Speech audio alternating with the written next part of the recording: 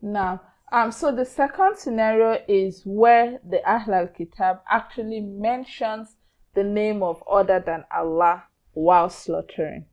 On this, we still have the diversity of opinion. Of course, for some scholars, having heard this person mentioning the name of other than Allah, then you do not eat such slaughtered meat.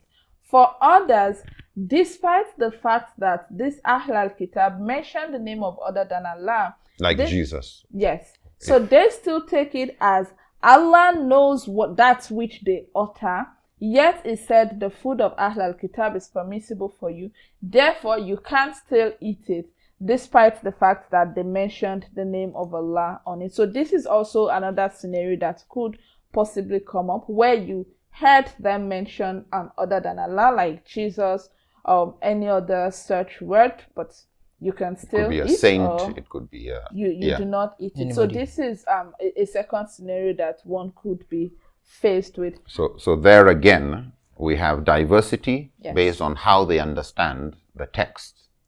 Yes. Okay. And then a third scenario that could come up is where the animal is being slaughtered for a religious festivity. So here in Nigeria, for example, it is very common for Christians to slaughter chickens for Christmas. Or goat. Yes, so or goats. So whether they mention any name or do not mention any name at all, the fact that this is being slaughtered in relation to a religious festivity, are Muslims allowed to eat such meat if it is presented to them, or are they not allowed to eat such meat? And again, we still have the same kind of diversity that we had before, where for some it is understood to be prohibited, that Muslims cannot eat such meals, while for others they believe that the religious festivity does not matter, and the food of Ahl al-Kitab is still their food, which Allah categorically told us in the Quran that it is permissible for Muslims to eat. So there seems for them to be this understanding that we have a categorical text with clear meaning in the Quran saying their food is permissible. So anything that would prohibit this clear and general verse of the Quran has to also be very clear and general. So we can't just assume, well, because this is related to this or that, then we cannot eat such food. But for others, the fact that it is related to religious festivity is enough for them to prohibit the consumption of such kind of meat. And then another kind of scenario is where the meat is actually being slaughtered. The issue now is not about which name is mentioned or not mentioned, but how is it slaughtered or killed. Yes. So earlier, Brother Ibrahim already mentioned the verse of the Quran that talked about killing animals mercifully. So you do not club animals to death. You do not just strangle them and things like that. And from the hadith, we also have some other rules related to how animals are slaughtered. If the Christians or the Jews do not follow such rules that we are meant to follow, can we eat the meat that they have slaughtered? And again, we have the same kind of diversity. For some, it is permissible to eat such meals, since Christians or Jews do not have the same rules that Muslims have, and Allah knows that they do not have such rules, and yet Allah said that their food is permissible for you, and so it is permissible. But for others, they believe that their food is only permissible for you when they slaughter it in the same manner as you would slaughter it, and even call the name of Allah before slaughtering such animals. So these are some of the controversies around the issue of food of Ahl al-Kitab. Even though we have the general permissibility in the Quran, some take the verse to be very general. As long as it is slaughtered or prepared by a Christian or a Jew, you are allowed to eat irrespective of the time or what is said over it. Just you call the name of Allah and you begin to eat. But for others, the food of Ahl al-Kitab is only permissible for Muslims to consume when they have slaughtered it by mentioning the name of Allah and in the same manner that Muslims would have also slaughtered it. This is very interesting. It seems just step by step, diversity of opinions on, how it is slaughtered, whether something is mentioned, not mentioned. And one thread that keeps coming up, particularly from the Maliki and some of the Hanbali schools, is this exceptionalism, that so long as it says Ahl al-Kitab's food and Allah knows what they say, Allah knows how they slaughter, so long as it is food of Ahl al-Kitab, it is permissible. Whereas others are trying to qualify what is permissible based on other verses of the Quran and Hadith. Mala Ibrahim, can we share more areas that scholars differ when it comes to this question of animals that are killed for food? Yeah, other areas of concern include, number one, do you inquire on how they slaughter it? Once you see a food from Ahl al-Kitab, meat particularly, do you need to know how they slaughter it? Some insist, since Allah say, ta'amuhum, ta'amul ladhina utul kitab, no need. You should treat them like Muslims, and the presumption of permissibility should be applied. So the main concern there is just, it's not alcohol, it's not pork, alcohol. But when it's so sheep, you assume it's fine. Some others are saying, okay, what if it is not mentioned and it's coming by from them, or you're not sure? Since Allah said they should mention, you can mention it after. Some others are, okay, what if it is not, it is mentioned, but done by an idol worshipper? So you have a number of diversity of opinion on these key issues. How do they do it? Do you need to know? Okay, if they don't say, like the case of Aisha, that they told her that they used to bring meats or slaughtered meat for them from people that they are not too sure. In our own case, they were not even Ahl al-Kitab, but people that are not too conversant, they are new Muslims or people from Bedouins or so. And she said, mention Allah's name and say this and eat. So for some, this solves the problem. For some others, okay, if you say the person that slaughters it mentioned Allah's name, but he himself is an idol worshipper, can you eat? To some, it meets Quran requirement. To some, no. That's not the issue. It's the person. So for all of these and the ones Sister Alima mentioned earlier, we could sense a number of diversity of opinion. Now, usually scholars then will decide how dire are they in need of the meat. What is the context, the level of necessity, availability of alternatives. All of these will affect the choice of whether you can say it is halal or haram on this number of issues. Wallahu alam. So, from, again, just this enlightenment, the diversity both between the schools of thought, but also diversity within each school of thought. Yes. And then just the number of issues on which there would be differences of opinion, including the fact that the Maliki would consider carnivorous animals makruh, not haram, whereas others would consider that as haram. They all agree that pork is haram and alcohol is haram because there's no doubt about it. But the diversity based on the other evidence leads us to another question about how does this diversity affect the question of halal certification. Because one common thing we find coming up is the need for halal certification. How are you going to do halal certification if there's this amount of diversity of views among scholars on this subject area? When what the Malikis would consider permissible, the Shafis would say they don't accept. What the Hanbalis consider is okay, the Hanafis don't accept. Something the Shafis would consider permissible, the Hanafis don't accept.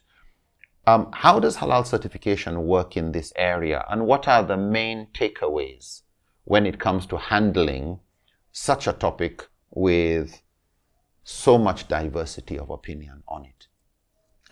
Just like most issues of contention, it should be handled with care. Care in the sense that it is a contemporary concept, okay, that has no precedence, but of course meant to solve a problem. You can't condemn all of it.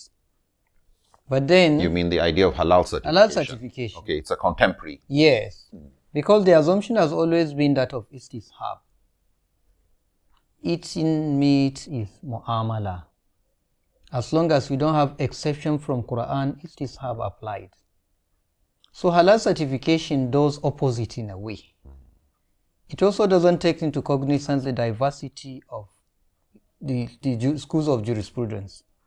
It is more inclined towards Hanafi and Shafi'i, but with little or no regard for the principles of Hanbali and Maliki on their own classification of what is halal and what is haram. So these kind of ideas should be taken into cognizance, that this, like I said earlier before, is a contemporary concept. Istishab is the opposite of istishab. So what you're saying there is that instead of halal certification, we should have had haram certification. That everything is halal except what is haram. Really. Maybe that is it. Whatever does not meet this requirement is haram. Rather than trying to assume default that, no, they are all wrong, we need to certify. Maybe that will put a lot of pressure and difficulty in countries like Nigeria and other places where we're very diverse and liberal when it comes to the subject. Exactly. So as long as these things in themselves are not haram, alcohol and all of those ones, they are clear. But aside that, all other things istishab applied. And also, halal certification doesn't take into cognizance this idea of transformation, which Shafi'i, really not Shafi'i, Maliki, and then Hanbali take into cognizance. That things can transform. When you burn bones, they become charcoal. Are they still haram if they are from pig or what? When you take extract of some of these things you take from pig and you process them, gelatin, in the procession of alcohol, all those transformation, before they become perfume or used as somebody else, are they still alcohol or liquor? So all these kind of things were not taken into consideration in the halal certification. So I think we should trade with caution on this issue of halal certification. I think what will be paramount and more important should be looking at what are the don'ts, rather than coming with default that all have to go through and then we have to check, particularly because we are in a broader and more interdependent world where people from different backgrounds and different mazahib are coming together. So, I mean, probably just to put an alternative, since the Hanafis and the Shafis would find it difficult accepting food that has been prepared by a Maliki or accepted from Ahl al-Kitab by a Maliki or a Hanbali, because they have what you may call higher standards. They want to make sure it was slaughtered in this way and. However, the other way around, Malikis would have no problem eating anything that has met the Shafi and the Hanafi requirement. And so probably for the sake of acceptability, one would say the moment you see the halal certification, it is evidence that every Muslim is okay with that. But I get the point you're making, which is that it may be more difficult for a Maliki area to accept for itself Hanafi standards, because it feels that is not that's not necessary when it comes to this issue. But as food has had to be transported over distances, now that we have refrigeration, probably in the past, when if you're going to carry meat from one place to the other, it had to be live. They'll slaughter it when they get there. But with refrigeration and technology of this type of preservation, now it's easier, and there's a big volume of meat moving from New Zealand to here, Brazil to there, Australia to here and there, etc., that this issue has become of greater concern. And so probably that's why you find even in some Muslim countries that are Maliki, they would still accommodate halal certification for the purpose of exporting to places that are more sensitive about that. But Halima, what else would you share on this subject? Just in addition to what has already been said, I'm recognizing that the issue of halal certification is a contemporary innovation, but it also has some positive and challenging sides to it. Some of the very positive side to it is knowing this benefit of knowing the ingredient, like knowing what you consume. And so, of course, even without halal certification, by general standards, because most countries have an agency or a body that is responsible for regulating and ensuring that food and cosmetics and drugs and similar items are okay for people to use and will not pose any harm. So it is already part of standards that the ingredients being used for in the production of any kind of food should be listed on the label of the food. And so for Muslims already we know that alcohol and swine are not permitted for us, and just seeing this on the ingredient label of a food, I know that I cannot consume it. But having a halal certification further gives that peace of mind that definitely this has been certified to not have this constituent. And sometimes, maybe even from a feminine perspective, it just makes shopping easier. I don't have to start reading the labels. Once I see the halal certification, I can just drop it into my shopping cart. So there are so those are some of the benefits to this. But I would just like to add that as we go about this, because this is something that has come to stay in a lot of societies and will continue to evolve, the importance of looking at ethics on and welfare of animals, that which is like I mentioned earlier, is one of the core objectives behind the rulings on slaughtering of animals and the kind of animals that are permissible or prohibited for Muslims to consume. That in certifying meat as halal, for example, we're not just concerned about how it was slaughtered, but about what transpired before it was slaughtered, about the animals being reared in a proper manner, and about ensuring that the rules, not in the Quran but also in the Hadith, of not sharpening the knife, for example, in front of the animal that about to be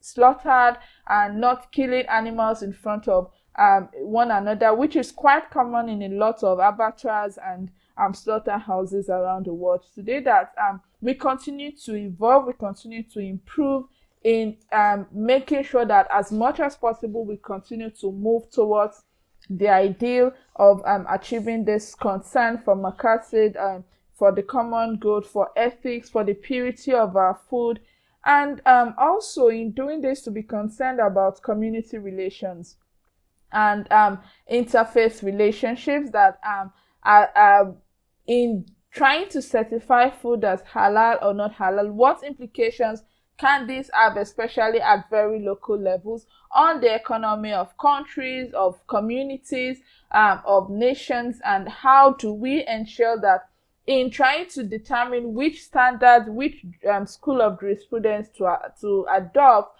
we carry the community along, so that this is not just a very top-down approach of these are the standards and these are the only acceptable thing, in a way that would make life more difficult for members of the community and could sabotage the economy of the nation, but that the local community is involved in this discourse on halal certification and its implication on their community. So these are just a few things that we should take cognizance of as we continue to make efforts to improve this industry.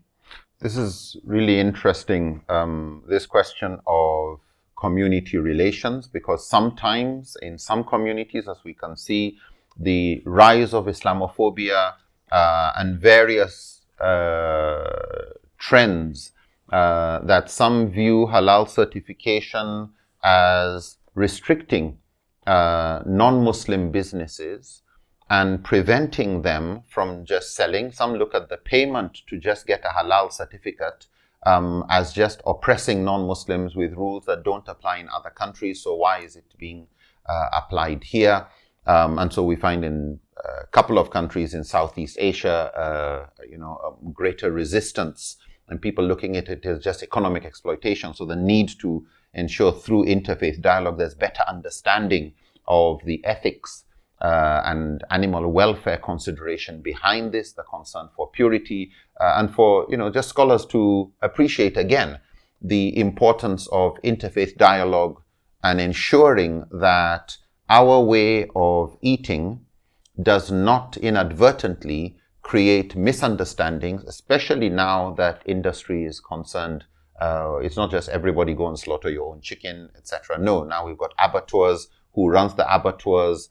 Do the abattoirs respect the rule? Not just it's halal, it was slaughtered, what they call halal dhabiha, that it was slaughtered, but the treatment of the animal even before its last 30 seconds. How was it handled or malhandled?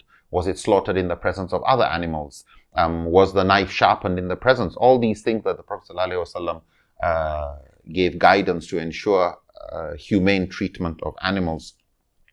But I feel also, because this is a topic with so much diversity of opinions, it's a subject of a lot of what scholars would describe khilaf, just diversity of views.